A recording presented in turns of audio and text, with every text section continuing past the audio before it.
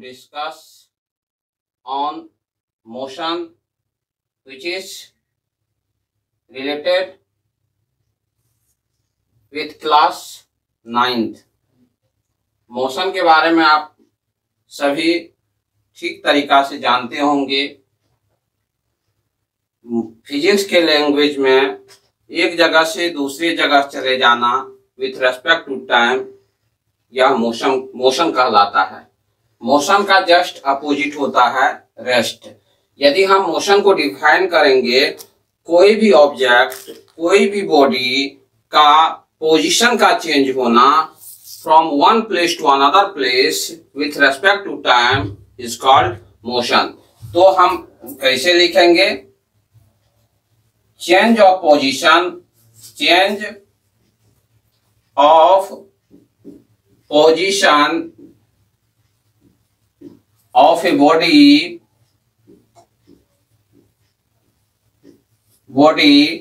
with respect to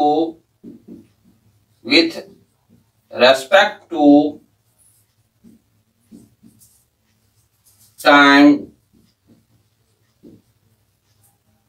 is called motion। अब motion का मतलब हम समझ गए, पोजीशन का चेंज होना है। यदि suppose you are at A position, after some time you are at B position, what changing here from A to B, 5 metre, 6 metre, 2 metre, 2 kilometre, from A to B is known as motion. Just opposite motion is rest. Rest को इसी तरह हम किस type से define करेंगे? Rest, no change of position, position का zero changing. कोई भी बॉडी अपने जगह पर स्थिर है with respect to time is known as motion. तो इसी में सिर्फ एक जोड़ देना है, no change of position, no change of position, और बाकी चीज जो हम ऊपर में लिखे हैं वही हो गया। अब जब हम फिजिक्स पढ़ते हैं तो फिजिक्स में एक पॉइंट आता है रेफरेंस पॉइंट। बराबर हम लोग मोशन चैप्टर में आएगा, रेफरेंस पॉइंट से आप क्या समझते हैं? What do you mean by reference point?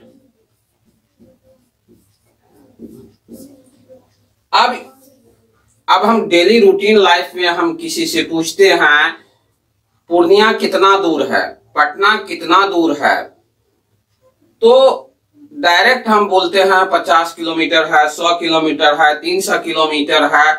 तो इससे हमें कंप्लीट मीनिंग का पता नहीं चलता है। कितना किलोमीटर कहां से ये पता रहता, पूर्णिया से पटना 300 किलोमीटर है, पूर्णिया से बनमनखी 50 किलोमीटर है। तो एक position from where to where, कहां से कहां तक, जहां से कोई भी बॉडी का मेजरमेंट होता है, जिस पॉइंट से उस पॉइंट को हम क्या कहते हैं? रेफरेंस। यदि हमें पटना का दूरी पूर्णिया से मेजरमेंट करना है, पटना का दूरी और किसी पॉइंट से मेजर करना है, तो जहां से मेजर किया जाता है वह उसका रेफरेंस पॉइंट कहलाता है। तो हम रेफरेंस पॉइंट को कैसे डिफाइन करेंगे? The point from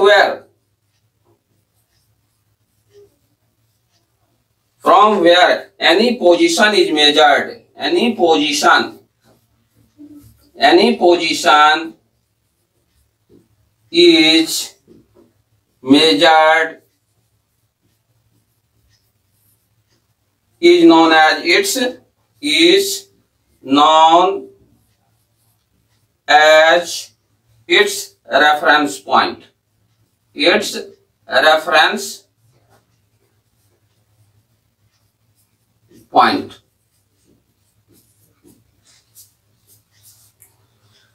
reference point समझ में आ गया होगा आपको। कहीं से भी एक पूर्णिया हमारा मेन पॉइंट मान लीजिए, ओरिजिन है, यहां से सभी जगह का डिस्टेंस, तो हमारा पूर्णिया क्या हो गया, रेफरेंस पॉइंट। यदि ए सपोज दैट आपके पास ए पॉइंट है और ए से हम सी डी ई का मेजरमेंट करते हैं, इस ए टू सी ए टू ई, तो सी डी ई का रेफरेंस पॉइंट क्या कहलाएगा, ए। सी डी ई का रेफरेंस पॉइंट क्या कहलाएगा, ए। तो A the reference point of C D and E. अब हम लोग जब हम फिजिक्स पढ़ते हैं तो बहुत सारा इस तरह का पॉइंट है, उसका डीलिंग हमें करना होता है जो अजीब सा लगता है। जैसे हमें डिस्टेंस और डिस्प्लेसमेंट, सीधा कहीं भी कुछ बोल देते हैं कि हाँ इतना डिस्प्लेसमेंट हो गया, इतना डिस्टेंस हो गया, लेकिन इसका असली मीनिंग क्या होता है, राइट मीनिंग क्या होता है, इसको समझना हमें पड़ेगा। पहला है, जैसे हम डिस्टेंस को यदि हम डिफाइन करते हैं, डिस्टेंस का क्या मतलब है,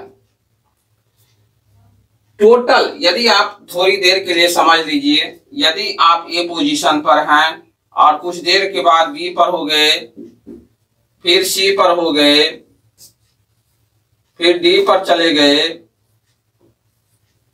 तो इसमें देखिए ए से बी, बी से सी, मान लीजिए 2 kilometre, 3 kilometre, 4 kilometre, total path का लेंथ, जिस पाथ से जहां से स्टार्ट हुआ है और उस पाथ का टोटल लेंथ, वह क्या कहलाता है, उसका डिस्टेंस कहलाता है।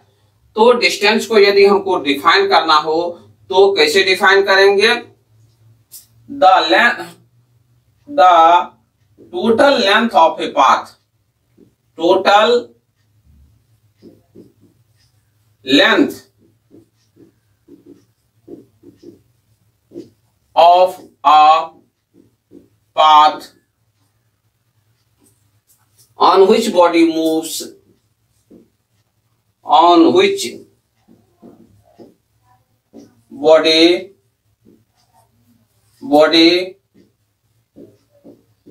move irrespective of direction, irrespective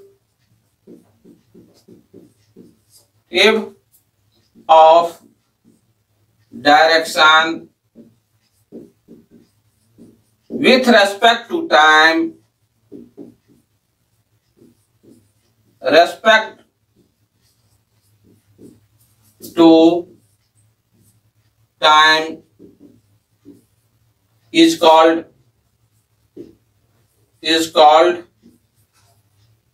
its distance।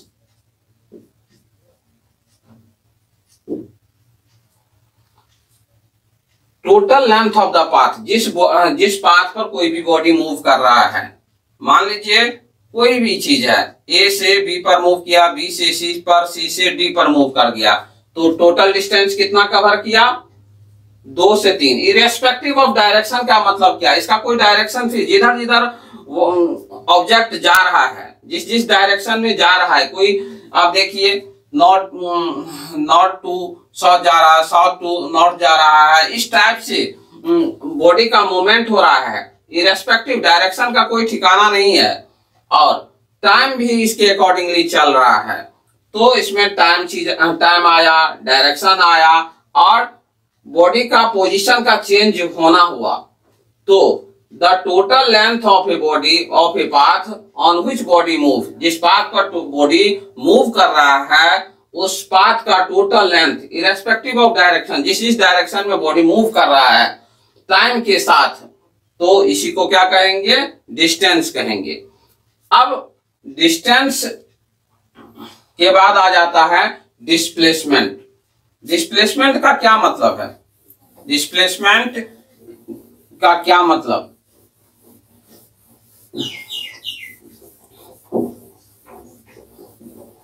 Displacement, अब इसमें भी पोजीशन ही, बॉडी का पोजीशन ही चेंज होता है। Displacement.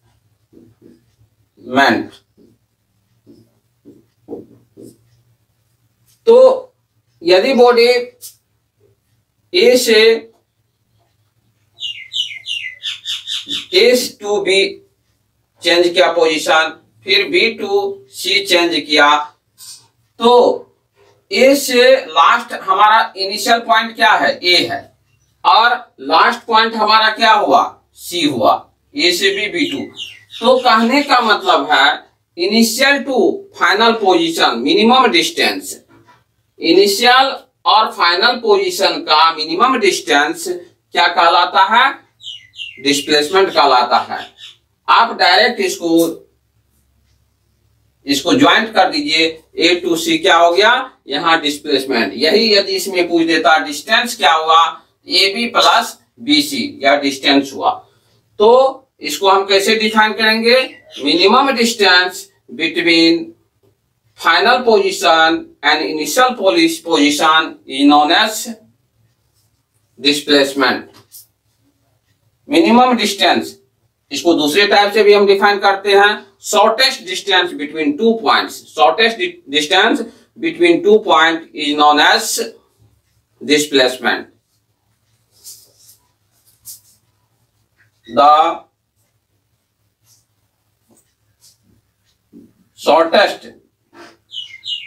The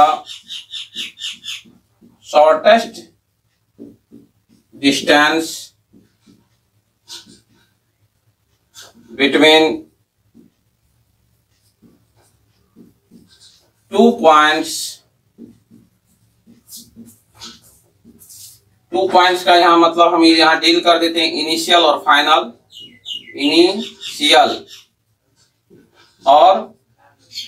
initial and final. Final को टर्मिनल पॉइंट कहा जाता है, फाइनल, इनिशियल और final point. The shortest distance between two point is called its displacement.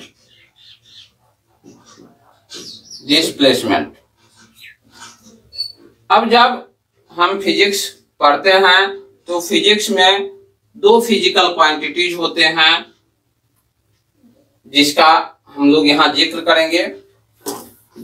Physical quantity, दो ऐसे फिजिकल क्वांटिटी होते हैं, स्केलर क्वांटिटीज और वेक्टर क्वांटिटीज। फिजिकल क्वांटिटीज दो तरह के होते हैं, फिजिकल क्वांटिटीज। पहला है vector quantity,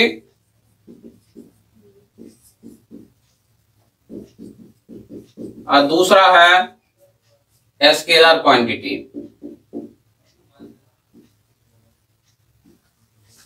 scalar quantity, vector quantity and scalar quantity. What do you mean by vector quantity? ऐसा फिजिकल क्वांटिटी कहलाता है जिसमें magnitude as well as direction हो।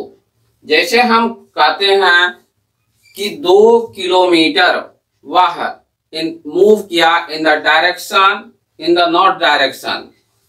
बॉडी मूव्स 2 किलोमीटर इन नॉर्थ डायरेक्शन, तो 2 किलोमीटर इसका magnitude हो गया, और in the direction north direction में यह मूव किया तो इसका डायरेक्शन को शो किया। तो those physical quantity which have magnitude as well as direction is known as vector quantity। अब यदि हम इसको डिफाइन करेंगे तो कैसे डिफाइन करेंगे? Those physical quantity which have magnitude, आप इसे खुद समझ लीजिए, magnitude as well as direction. ठीक है, वेक्टर क्वांटिटी का क्या मतलब है? Magnitude as well as direction. 2 kilometre पश्चिम की तरफ गया, 3 किलोमीटर नॉर्थ साइड गया तो इसमें 2 हो गया मैग्नीट्यूड, और डायरेक्शन नॉर्थ डायरेक्शन में मूव किया तो इसमें दोनों चीज होता है। स्केलर क्वांटिटी में it only show magnitude. Scalar quantity those physical quantity which have only magnitude, which have only magnitude. Those physical quantity which have only magnitude, not direction, is known as scalar quantity. अब इसी तरह इसमें यदि हम पीछे में पढ़े थे डिस्प्लेसमेंट और डिस्टेंस, तो डिस्टेंस क्या हुआ, स्केलर क्वांटिटी हो गया, और डिस्प्लेसमेंट हमारा हो गया वेक्टर क्वांटिटी। वेक्टर क्वांटिटी क्यों हुआ डिस्प्लेसमेंट, क्योंकि वेक्टर में डायरेक्शन, डिस्प्लेसमेंट में दोनों चीज है, मैग्नीट्यूड होता है और डायरेक्शन इसका फिक्स्ड होता है। लेकिन डिस्टेंस में मैग्नीट्यूड होता है लेकिन डायरेक्शन फिक्स नहीं होता है, इसलिए हम डिस्टेंस को कहेंगे स्केलर क्वांटिटी और वेक्टर को क्या कहेंगे, वेक्टर इज डिस्प्लेसमेंट को कहेंगे वेक्टर क्वांटिटी। अब सेकेंड वेलोसिटी और स्पीड, वेलोसिटी और स्पीड दो चीज पर हम चर्चा करेंगे। Speed, what is speed, speed से हम क्या समझते हैं, क्या डिफरेंस है स्पीड और velocity,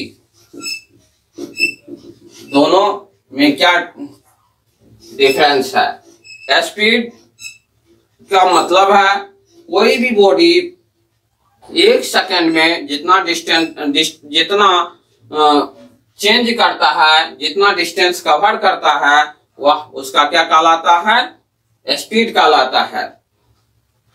distance covered by body in 1 second, distance covered by body, distance covered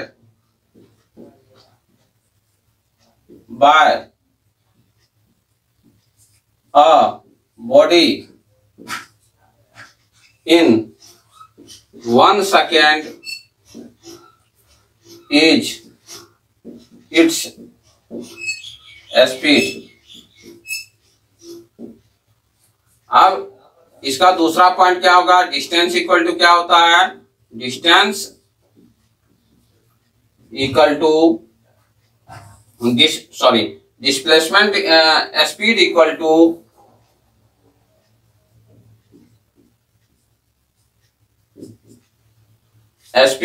to distance by time.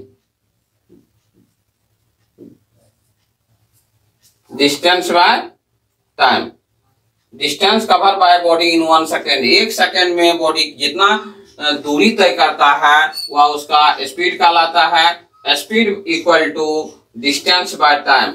यदि इसको हम यूनिट निकालेंगे तो डिस्टेंस का ऐसा यूनिट क्या होता है, फिजिक्स के लैंग्वेज में डिस्टेंस का तो बहुत यूनिट होता है, किलोमीटर होता है, सेंटीमीटर होता है, इस चीज से मेजर करते हैं। लेकिन फिजिक्स में डिस्टेंस का ऐसा यूनिट क्या होता है, मीटर, और टाइम का ऐसा यूनिट क्या होता है, second. That means SI unit of speed is metre per second. SI, third point यदि हमें कहा जाए, SI unit of speed is metre per second. और चौथा पॉइंट यदि स्पीड के बारे में कहा जाए या कौन सा क्वांटिटी है, speed is a scalar quantity, it is a scalar, it is a scalar quantity. अब ठीक इसका हम अपोजिट करेंगे, distance covered by body, velocity के बारे में। Distance covered by body in 1 second in particular direction, in definite direction. Same चीज है उसमें, सेम उसी में इसमें क्या होता है, इनडेफिनिट मूवमेंट इसका कैसे होता है, इनडेफिनिट डायरेक्शन में होता है। सेम उसमें डिफाइन कीजिए, उसमें सिर्फ लिख देना इनडेफिनिट डायरेक्शन। क्या लिखना है, distance covered by body in 1 second in definite direction is known as its velocity. अब सेम इसमें सेकेंड वाला में यदि पूछता है वेलोसिटी इक्वल टू क्या लिखेंगे, तो वेलोसिटी इक्वल टू इसमें लिखेंगे डिस्प्लेसमेंट, डिस्प्लेसमेंट बाय टाइम। इसका भी ऐसा यूनिट मीटर पर सेकेंड ही होता है। ऐसा यूनिट क्या होता है, डिस्प्लेसमेंट का मीटर हुआ, टाइम का सेकेंड हो गया, तो मीटर पर सेकेंड। इसका भी ऐसा यूनिट क्या हो गया, ऐसा यूनिट मीटर पर सेकेंड। अब फोर्थ में आ गया आपका, यह कौन सा क्वांटिटी है, क्योंकि इसमें डायरेक्शन और मैग्नीट्यूड दोनों है, therefore it is velocity, it is vector quantity, it is vector quantity, it is vector quantity. तो अब स्पीड और वेलोसिटी में कोई डाउट नहीं होना चाहिए। एक एक पॉइंट को, 4 पॉइंट है, 4 पॉइंट को एक आप लाइन खींचिए, उसमें दोनों में डिफरेंस कीजिए, एक याद होता है तो दूसरा अपने आप आपके दिमाग में अच्छा से सेट हो जाएगा। इसलिए इसको आराम से करने का प्रयास कीजिए। अब हम लोग आ जाते हैं यूनिफॉर्म स्पीड और non uniform speed. Uniform speed define करने से पहले हम ये दिमाग में रखते हैं, यदि कोई एक तरफ, एक खटाल में हम रखते हैं टाइम, एक में रखते हैं डिस्टेंस। समझने की बात है, सारे एक ही टाइप से। यदि टाइम 2 है, 4 है, 6 है, 8 है, इस रेस्पेक्ट में 2 सेकेंड में, 2 सेकेंड 2 मिनट जो भी हो, यदि बॉडी 10 किलोमीटर जाता है, उसी तरह 15 किलोमीटर जाता है, फिर 10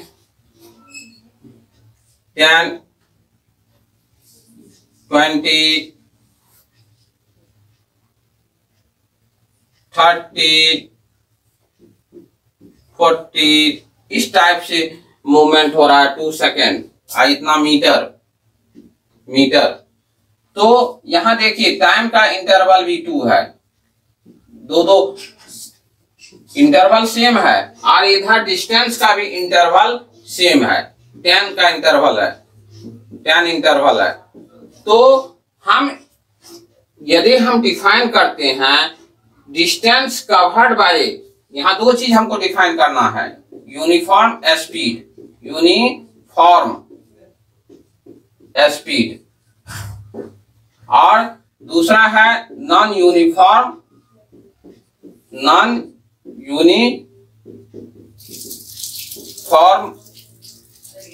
speed, non uniform speed, non uniform speed. अब हम इसको कैसे डिफाइन करेंगे, distance covered by body in equal interval of time, नहीं, equal distance covered by body in equal interval of time, this is known as uniform speed. Time का interval कुछ भी हो, पार्ट में भी, ठीक है। तो डिस्टेंस कवर करता है कोई भी body, equal interval of time in equal distance covered by body in equal interval of time is known as uniform speed. अब यही चीज नॉन यूनिफॉर्म में क्या होता है, टाइम का इंटरवल सेम होता है नॉन यूनिफॉर्म के लिए, और नॉन यूनिफॉर्म नॉन यूनिफॉर्म में क्या होता है, आप 10 किलोमीटर गया, फिर 15 चल गया, फिर 30 चल गया इस इंटरवल के बीच में, फिर 35 पर आ गया, तो इसका इंटरवल देखिए 5 है, यहाँ पर 15 का इंटरवल हो गया, यहाँ पर फिर 5 का हो गया। तो डिस्टेंस का इंटरवल सेम नहीं है। टाइम का इंटरवल सेम हो और डिस्टेंस का इंटरवल अनइक्वल हो तो इसको कहते हैं नॉन यूनिफॉर्म स्पीड। अब तो हम इजी वे में डिफाइन कर सकते हैं, equal distance covered by body in equal interval of time is known as uniform speed. अब सिमिलरली नॉन यूनिफॉर्म अनइक्वल, इसमें ध्यान रखना है सब चीज वही रहेगा, unequal distance covered by body in equal interval of time is known as non uniform speed. अब आप अपने से लिख लीजिए यूनिफॉर्म और नॉन यूनिफॉर्म का क्या मतलब है। अब दोबारा कहने की आप समझते हैं ठीक ढंग से, आपके दिमाग में उतर गया होगा। अब हम लोग दूसरा टॉपिक पर आ जाते हैं। एक पॉइंट आता है एक्सीलरेशन। एक्सीलरेशन से हम क्या समझते हैं, एक्सीलरेशन का उल्टा होता है रिटार्डेशन या डी एक्सीलरेशन। एक्सीलरेशन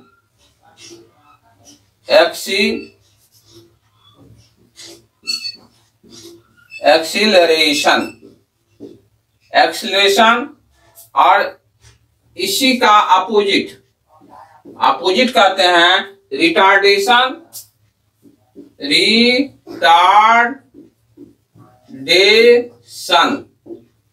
और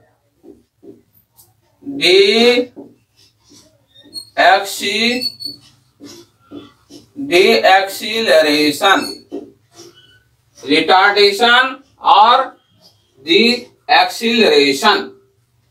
रिटार्डेशन और डीएक्सीलरेशन। अब एक्सीलरेशन को यदि हम डिफाइन करते हैं, rate of change of velocity of a body is known as acceleration. अब यदि बॉडी का स्पीड का चेंजिंग जो होता है टाइम के अकॉर्डिंगली चेंज होता है, यदि अभी हम 5 मीटर पर सेकेंड मेरा वेलोसिटी है, कुछ देर के बाद हमारा वेलोसिटी हो जाएगा 10 मीटर पर सेकेंड, तो कितना का चेंजिंग हुआ, 5 का चेंजिंग हुआ। 5 से यदि हम कोई 10 मीटर पर सेकेंड से जा रहा है और कुछ देर के बाद उसका स्पीड 25 मीटर पर सेकेंड हो जाए इसका वेलोसिटी, तो इसमें चेंजिंग कितना हुआ, यहाँ चेंजिंग हो गया 5, यहाँ पर चेंजिंग कितना हुआ 10 था 25 हो गया, 15 मीटर पर सेकेंड का चेंजिंग हुआ, यहाँ 5 मीटर पर सेकेंड का चेंजिंग हुआ।